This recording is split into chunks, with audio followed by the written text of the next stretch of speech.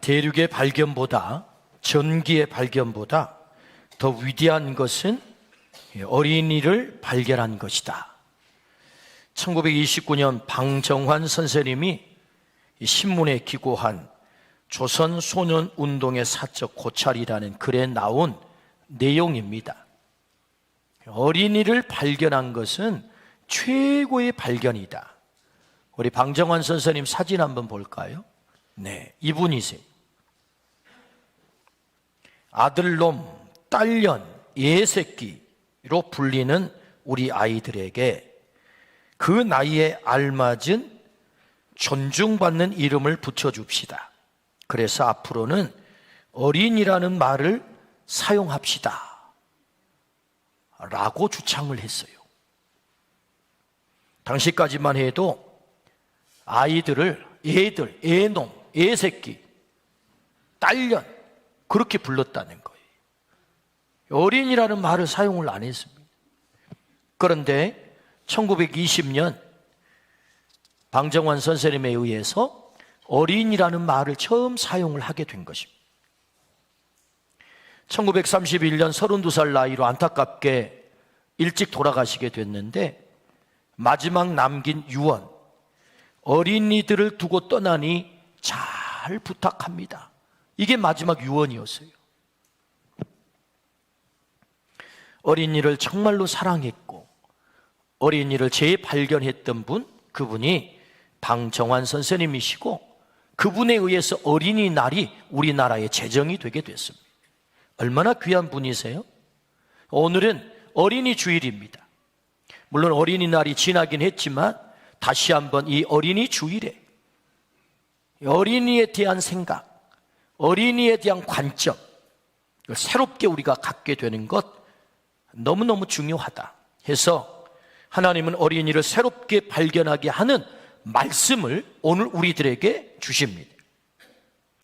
제자들이 예수님께 여쭈었습니다. 선생님, 천국에서는 누가 큽니까?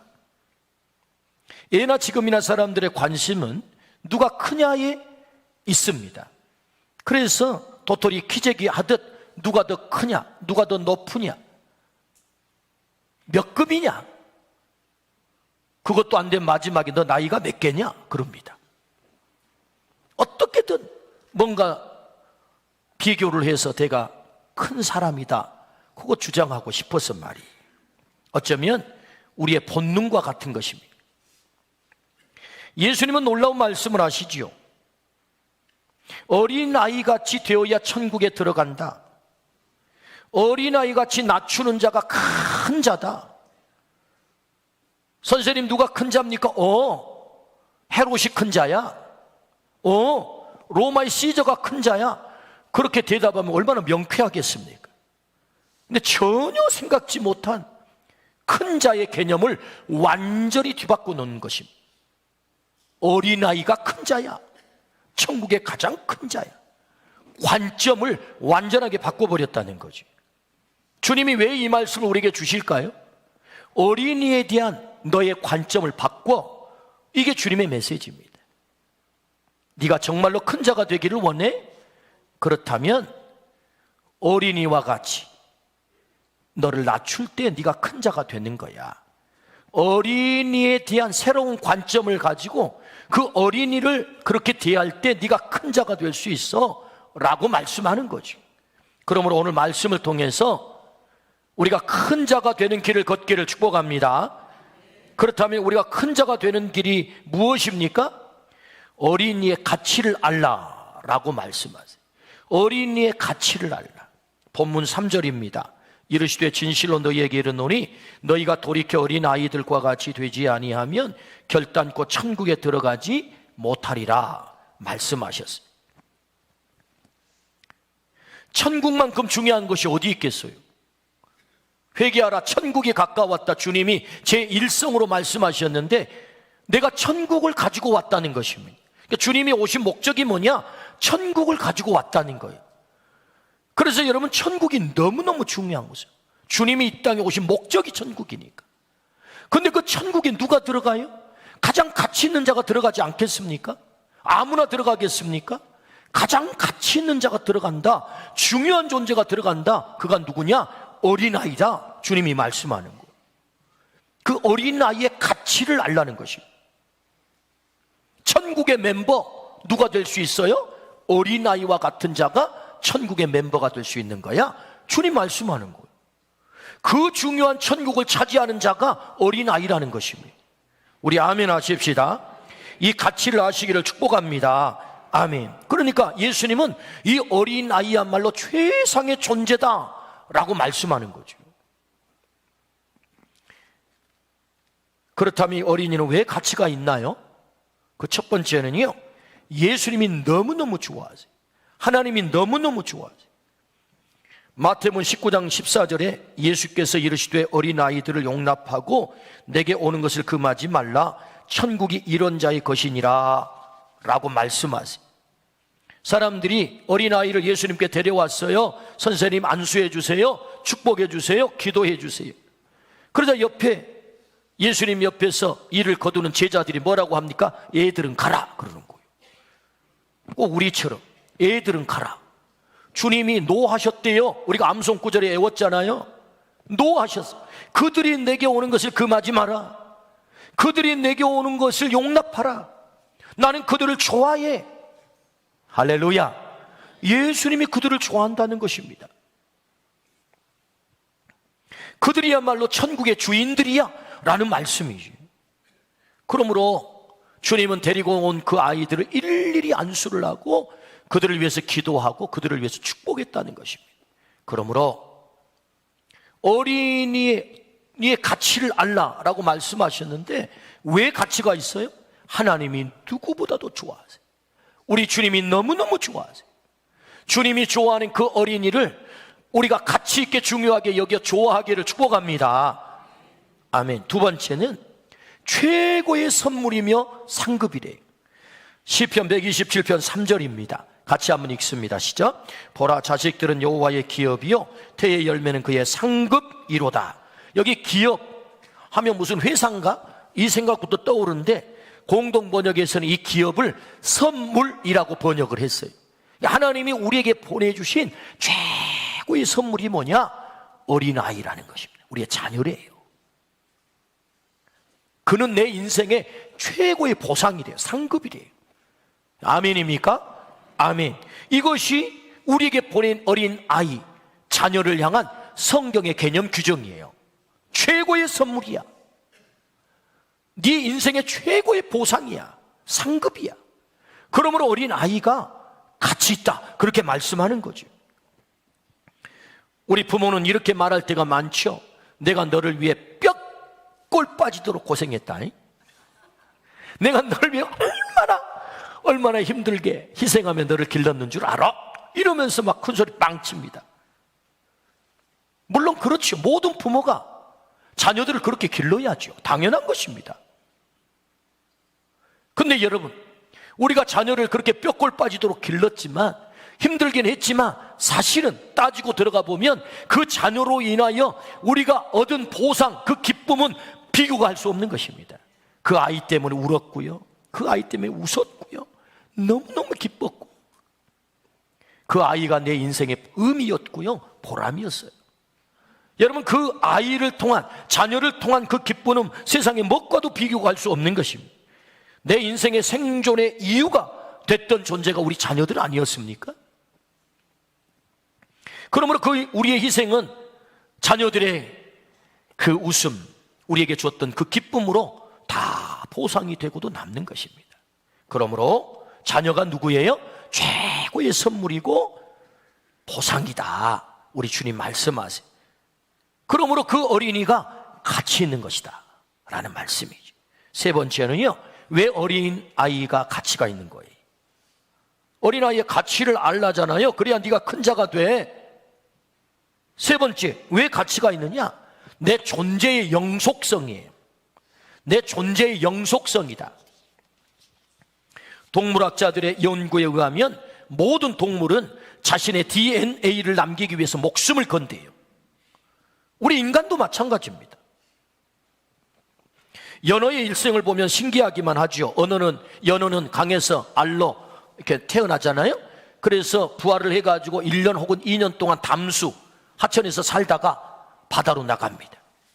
그래서 바다에서 3년 내지 길게는 7년 동안 여러 곳을 여행하고 헤매다가 어느 날 나 돌아갈래, 나 태어난 곳으로, 그래가지고 수천 수만 킬로를 여행을 해서 자기가 태어난 고향으로 돌아오는 것입니다. 있는 힘을 향해서 다 돌아와요. 그래서 자기가 태어난 그 하천에 도착했을 때는 만신창이가 됩니다. 마지막 사력을 다해가지고 자기 꼬리 지느러미로 하천 바닥을 막 파요. 이렇게 막 파. 그래가지고 거기 둥지를 만들어서 알을 깐 다음에 장렬하게 최후를 합니다. 장엄하게 죽어요. 끝. 그것이 연어의 한 살이 일생입니다. 왜 그렇게 하는 것입니까? 자신의 DNA를 남기는 거죠. 자신의 DNA를 남기고 죽는 거예요. 존재의 영속성이죠. 내 존재를 그렇게 남기는 거죠. 자녀는 내 존재를 유지해가는 중요한 방편입니다. 출애굽기 3장 15절 말씀에 하나님을 부를 때 그냥 부르지 않고 아브라함의 하나님, 이삭의 하나님, 야곱의 하나님, 나의 하나님 이렇게 불러요. 아브라함이 어떻게 영속해서 존재하는 것입니까? 이삭을 통해 존재하는 거예요. 야곱을 통해 존재하는 것입니다. 그래서 아브라함의 하나님, 이삭의 하나님, 야곱의 하나님, 나의 하나님 이렇게 부르는 거예요. 내 존재가 어떻게 사라지지 않고 존재하는 것입니까? 내 자녀들을 통해서, 내 손자, 손녀들을 통해서 영속성 있게 존재하는 거죠. 그러므로 그 어린아이, 우리의 자녀가 왜 가치가 있는 거예요? 내 존재의 영속성이 그 자녀들을 통해서 이루어져 가는 것이다. 그러므로 그 자녀, 우리의 어린아이들이 그래서 가치 있는 것이다. 이 가치를 알고 그를 중요하게 여길 때 네가 큰 자가 되는 거야 라고 주님이 말씀하세요. 그러므로 여러분, 우리 자녀들의 이 가치를 알고 인정하기를 주의 이름으로 축원합니다. 아멘. 두 번째, 어떻게 하면 우리가 큰 자가 될 수 있나요? 그것은 어린이를 배우라 라고 말씀하세요. 오늘 본문 4절입니다. 그러므로 누구든지 이 어린아이와 같이 자기를 낮추는 사람이 천국에서 큰 자니라. 어린아이의 가장 큰 특징은 겸손입니다. 물론 어린아이의 여러 가지 특징들이 있습니다. 그 가운데 하나를 뽑아보면 가장 큰 특징은 겸손이죠. 자신을 굳이 높이지도 않습니다. 자신을 높이기 위해 가식적이지도 않고 위선을 부리지도 않아요. 있는 그대로의 모습입니다. 하나님은 그렇게 낮추는 자를 너무너무 좋아하신대요. 예수님도 자신을 소개할 때 수고하고 무거운 짐진 자들아 다 내게로 오라, 내가 너희를 쉬게 하리라. 나는 마음이 온유하고 겸손하다. 자기를 어떻게 계시하십니까? 나 겸손해. 예수님이 그렇게 말씀하셨어요. 그 겸손을 배워야 된다는 것입니다. 우리가 예수님을 믿고 따르는 것 가운데 목표가 뭡니까? 예수님 닮는 것 아닙니까? 예수님이 뭘 닮는 것입니까? 예수님의 겸손을 닮기를 축복합니다. 어린아이가 겸손하다. 자기를 낮추는 자가 천국에서 가장 크다. 그거 배우라는 거예요. 이 어린아이의 겸손. 무엇이 겸손입니까? 하나님 없이는 살 수 없어요. 하나님으로만 살 수 있어요. 그게 겸손이거든요. 어린아이들은 내 힘으로 살 수 없어요. 부모님이 나를 살려주셔야 살아요. 그게 겸손한 거예요. 이걸 확장해서 보면 우리 영의 아버지 하나님 없이는 살 수 없어요. 하나님으로만 살 수 있어. 이게 겸손이거든요. 교만이 뭡니까? 하나님 없어도 살 수 있어요. 하나님 인정하지 않는 것입니다. 내 힘으로 살 수 있어요. 최초의 인간 아담이 왜 타락합니까? 나 하나님 없어도 살 수 있어요. 내가 하나님 되어 살 거예요. 그래서 아담이 타락하지 않습니까? 자기가 하나님 되겠다고. 이 교만을 가리켜서 성 어거스틴은 죄의 뿌리가 되는 죄라고 우리에게 가르쳐 주셨어요. 교만이 뭐냐? 죄의 뿌리가 되는 죄다. 하나님 없이도 살 수 있겠다고 하는 그 교만. 그러나 겸손이 뭐예요? 나는 하나님 없이는 살 수 없어요. 하나님으로만 살 수 있어요. 그게 겸손이다. 그 겸손, 어린 아이를 통해서 배워라. 주님이 말씀하세요. 그러므로 여러분, 하나님 없이는 살 수 없음을 우리가 고백하기를 주의 이름으로 축원합니다. 그가 천국에서 큰 자리예요.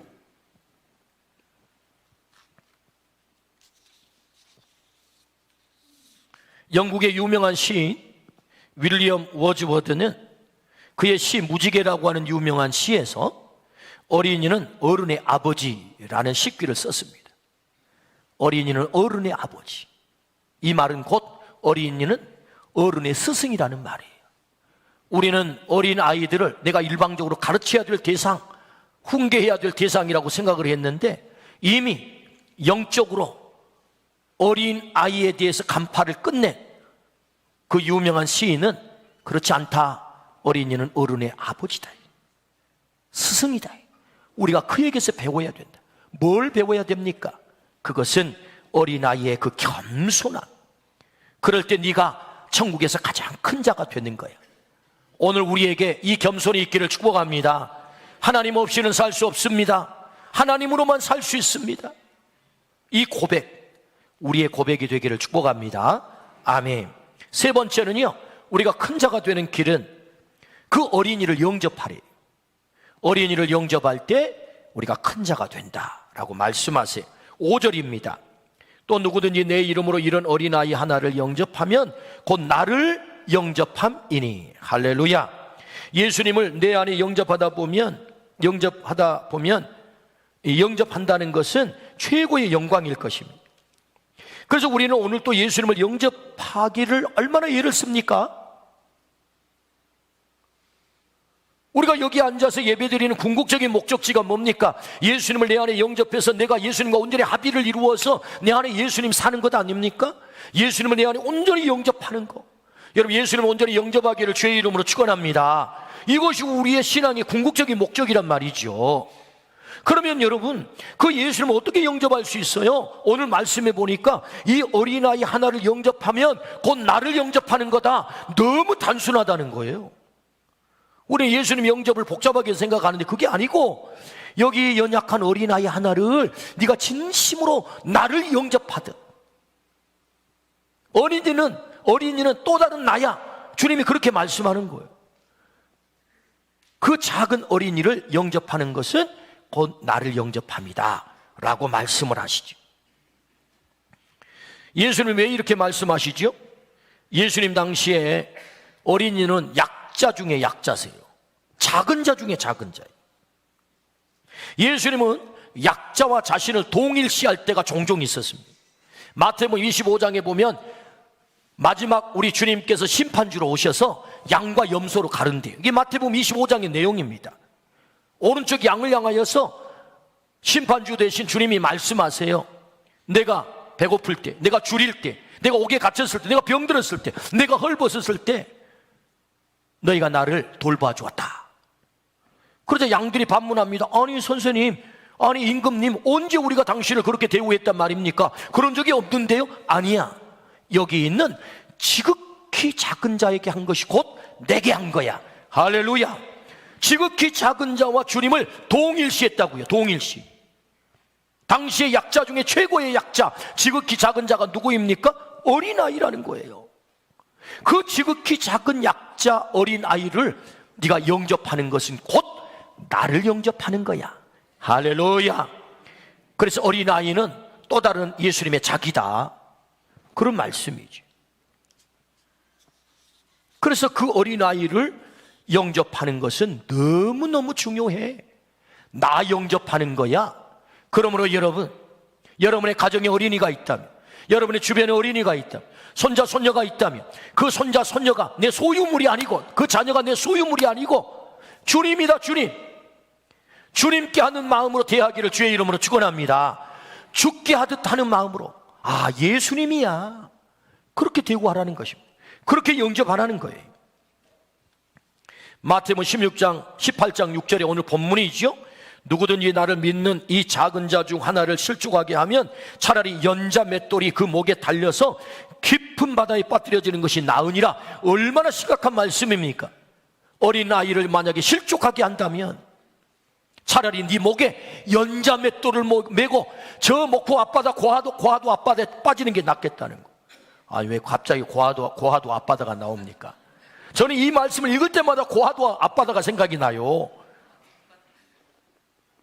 그 고하도 앞바다가 깊거든요. 이게 협곡으로 되어 있어가지고. 차라리 여러분, 연자 맷돌이 뭡니까? 사람이 돌린 맷돌이 아니고 말과 소가 굴리는 큰 맷돌이에요. 얼마나 무겁겠습니까, 여러분? 그걸 목에 차고 바다에 빠지는 것이 낫겠다. 절대로 어린이를 실족시키는 것은 나는 용납할 수 없어. 그런 말씀이죠, 이 말씀이. 말씀을 듣고 보면 걱정거리가 생깁니다. 아니, 과거에 그 어린아이 내가 잘 모르고 실족을 많이 시켰는데, 상처를 많이 주었는데, 그들 가슴 속에 큰 멍이 들었는데, 트라우마가 생겼는데, 그럼 어쩌란 말입니까? 내 뜻대로 해주지 않는다고 그 아이들을 내 마치 소유물인 것처럼 함부로 유린하고 함부로 그렇게 대해서 그 아이들이 심각한 상처를 가졌는데, 그럼 어쩌란 말입니까?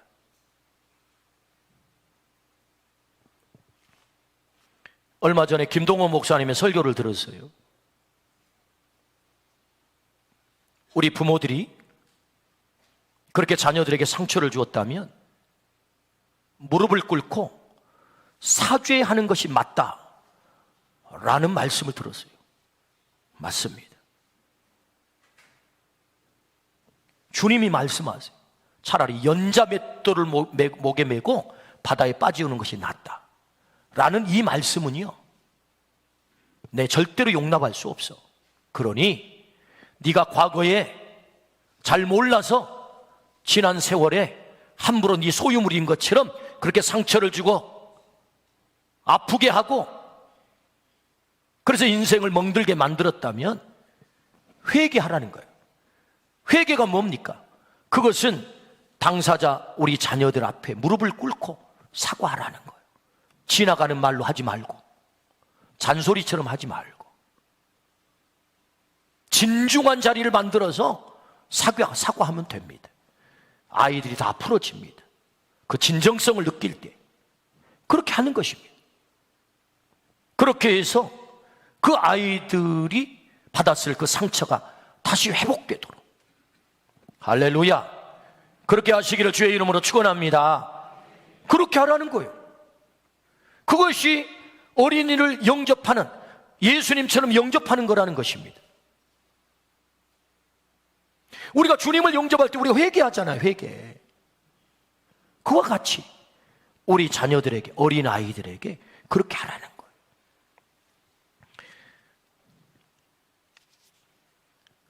어린이는 나라의 보배입니다. 어른들은 미래의 희망이요 주인공이 될 우리 어린이들을 사랑하고 존경합시다. 방정환 선생님은 어린이들을 이렇게 하자고 우리에게 강조하고 강조했어요. 존경하죠. 존경. 애들을 존경하자요. 존경. 여러분, 존경하기를 축복합니다. 어린아이를 존경하죠. 존경. 어린이를 영접할 때 네가 큰 자가 되는 거야 라고 말씀하세요. 여러분, 그렇게 영접하기를 축복합니다. 심리학자 프로이드는 인간의 행동을 결정하는 것은 80%가 무의식의 세계가 결정한다 라는 유명한 말을 했어요. 실제로 인간의 심리를 그렇게 분석해 보니까 그렇더라는 거예요. 그러면 여러분, 우리의 80% 행동을 결정하는 무의식이 언제 형성이 된단 말입니까? 내 의지로 어떻게 해볼 수 없는 타의에 의해서 내가 생존 가능한 그 시기, 5살 미만. 5살 미만은 타의에 의해서 내가 생존하도록 해주지 않으면 나는 살 수가 없어요. 그러니까 나는 전적으로 타의존적인 존재가 되는 거예요. 그때 우리의 무의식의 세계가 형성이 돼요. 어떤 사람들은요, 5살 미만도 기억을 해. 나 엄마 젖 먹을 때 기억나는데요. 그런 특별한 사람이에요. 웬만하면 5살 미만은 기억나지 않아요. 여러분도 한번 생각해 보십시오. 근데 그때 우리의 무의식의 세계가 형성이 되고 이 무의식이 내 행동의 80%를 결정한다고요. 만약에 그때 어린이의 가치를 알고 예수님처럼 대할 수 있다면 그 어린이의 무의식의 세계가, 우리 자녀들의 무의식의 세계가 얼마나 긍정적으로 형성되겠으며 그들의 인생은 또 얼마나 행복하겠습니까? 그 무의식의 세계를 긍정적으로 형성시켰다면 상처가 없이. 주님은 오늘 어린이 주일에 이 어린이의 가치를 다시 한번 우리에게 깨닫게 하세요. 주님이 그 어린이를 좋아한대요. 최고의 선물이래요. 내 존재의 영속성이래요. 그래서 그 어린이의 겸손함을 배울 때 네가 큰 자가 되는 거야. 그 어린이를 영접하는 것은 나를 영접하는 거야. 우리가 주님을 영접하듯 우리 어린이들을 그렇게 영접하기를 축복합니다. 그것이 네가 큰 자가 되는 거야. 주님이 말씀하세요. 오늘 우리 모두가 이 큰 자의 길을 걷기를 주의 이름으로 축원합니다. 아멘. 기도하십시다.